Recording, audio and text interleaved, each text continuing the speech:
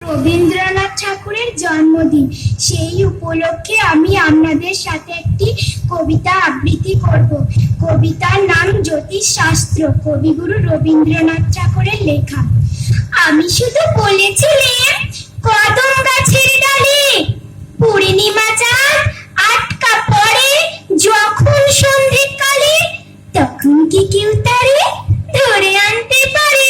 শুনে দাদা হেসে কেন বলে আমায়, খোকা তোর মতো আর দেখি নাই তো বোকা। চাঁদ যে থাকে অনেক দূরে, কেমন করে ছুঁই? আমি বলি দাদা তুমি জানো না কিচ্ছুই। মা আমাদের হাসেন যখন ওই জানলার ফাঁকে, তখন তুমি বলবে কি মা অনেক দূরে থাকে? তবুও দাদা বললে আমায়, খোকা তোর মতো আর দেখি নাই তো বোকা। দাদা বলে কোথায় পাবি ও তো বড় ফান?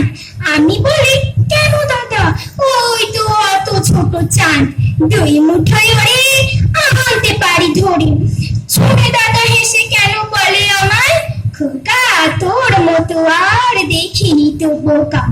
চাঁদ যদি কাছে আসতো দেখতে মস্ত বড়, আমি বলি কি তুমি চাই স্কুলে যে পড়ো?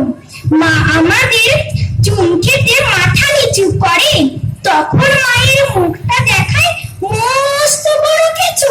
তবুও দাদা বললে আমায়, খোকা তোর মতো আর দেখি নাই তো বোকা।